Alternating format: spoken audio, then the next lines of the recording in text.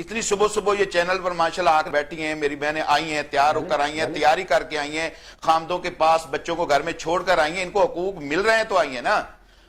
کون سے ان کے حقوق روکے ہوئے ہیں؟ جن کے حقوق کی یہ بات کرتی ہیں. دیکھیں آپ کو ان کو مسائل کا پتہ ہی نہیں ہے. دیکھیں میری بات سنیں، 2000 آپ نے ذکر کیا 2019 کے اندر، 2011 میں پہلی مرتبہ نیو یارک کے اندر یہ احتجاج ہوا. یہ چیز وہاں سے یہاں لائی گئی ہے. آپ ایک اسلامی ملک میں رہتی ہیں، آپ ایک اسلامی کانسٹیٹیوشن کے اندر آپ کی زندگی گزر رہی ہے.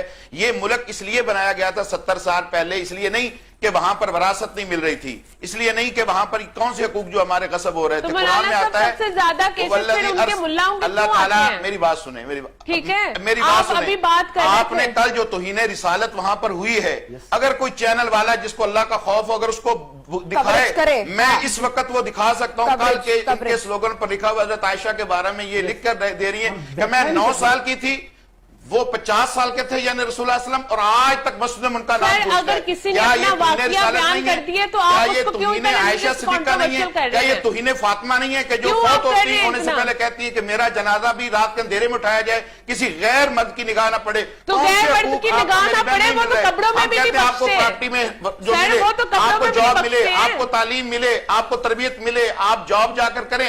میری 3-4 بہنیں، بیٹیاں اور بھتیجیاں شادی کے بعد پی ایچ ڈی کر کے بڑی بڑی پاکستان یونیورسٹیوں میں ڈاکٹر ہیں، پروفیسر لگی ہوئی ہیں. کون روکتا ہے؟ ہم خود ایجوکیٹڈ ہیں، میں خود یورپ میں رہا ہوں. آپ کیا سمجھتی ہیں جو داڑھی والا ہوتا ہے اسے دنیا کا نہیں پتا ہوتا، اسے انگریزی نہیں آتی؟ بھائی دیکھیں، حقوق کی بات نہیں ہے. سب سے زیادہ آپ نے جو کل انہوں نے دھما چوکڑی مچائی ہے، کوئی حیادار معاشرے، کوئی اسلامی معاشرہ، کوئی اخلاق اس بات کی اجازت دیتا ہے کہ جس طرح رقص ہوئے، ڈانس ہوئے، جس طرح حیا باختہ حرکتیں ہوئی، کوئی بہن بیٹی حیا آپ مجھے بتائیں کہ رقص میں بے حیائی کہاں ہے؟ نہیں، کہاں نہیں ہے، بے حیائی کہاں نہیں ہے. میں کہتا ہوں میری بہن کہاں نہیں ہے. آپ نے کس چیز کو لینا ہے؟ میں آپ کو دکھا دیتا ہوں، میں آپ کو دکھاتا ہوں لاہور میں کیا ہوا، اسلام آباد میں کیا ہوا، کراچی میں کیا ہوا. وہ ٹھیک ہے، اگر آپ شور مچانے سے کہیں گے کہ عورتوں کے حقوق ہیں، میں ایک عورت کا بیٹا ہوں جس کو میں اپنے باپ سے 3 مرتبہ زیادہ درجہ دیتا ہوں. میں ایک عورت کا شوہر ہوں، میں جس کو اس کو عزت دیتا ہوں، احترام دیتا ہوں.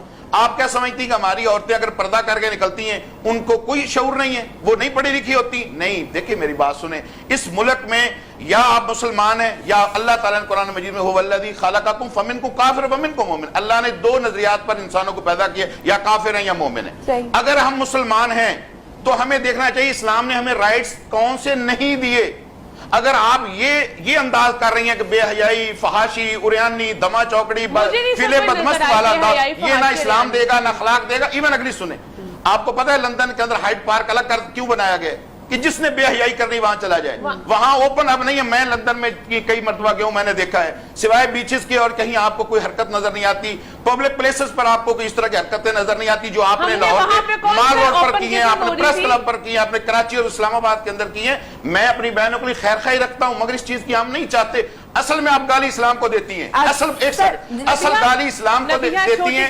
اسلام کا نام نہیں لیا جاتا کہ لوگ جو ہے وہ کہیں مطلب ہے کہ فلیر اپنا ہو، وہ اس لحاظ سے پھر اسلام بات کی آپ کے سامنے کچھ دن پہلے، بلکہ مہینے پہلے ویڈیو وائرل ہوئی تھی وہ کہ والدہ پہ تشدد کیا گیا. ابھی بھی چند دن پہلے ایک گجرانوالہ کی ویڈیو وائرل ہوئی تھی کہ والدہ زخمی حالت میں گھر میں پائی گئی، بیٹے نے آفیہ صدیقی کے لیے کبھی نہیں کیا اس طرح کی چیزیں. پھر یہ بات کرتے ہیں، پھر یہ کہا جائے کہ اندھیرے میں جنازے کی ہمارے اسلامی جمہوریہ پاکستان میں قبروں میں کیا خواتین کی لاشیں بھی محفوظ ہیں. آپ کی طرف سے ہی سوال پوچھوں گی میں ہمارے معزز مہمانوں سے کہ آپ نے بڑی خوبصورت بات کی اور ویلڈ ہے، آئی ایگری ود دیٹ، کہ ہمارا جو آئین ہے اس میں خواتین کے سارے جو حقوق ہیں وہ موجود ہیں، درج ہیں. اب اگر اس پہ امپلیمنٹیشن نہیں ہو رہی دیٹ از رانگ، اور اس کو امپلیمنٹیشن اس پر کروانا ضروری ہے. ایسے ہی ہے سر، آپ کیا سمجھتے ہیں؟ آپ دونوں میں حضرات سے سوال پوچھنا چاہوں گی کہ اگر جو امپلیمنٹیشن نہیں ہو رہی ہے، جو یہ عورت مارچ کا طریقہ آپ کی نظر میں غلط ہے، بے حیائی کو فروغ دیا جا رہا ہے، تو پھر کس طریقے سے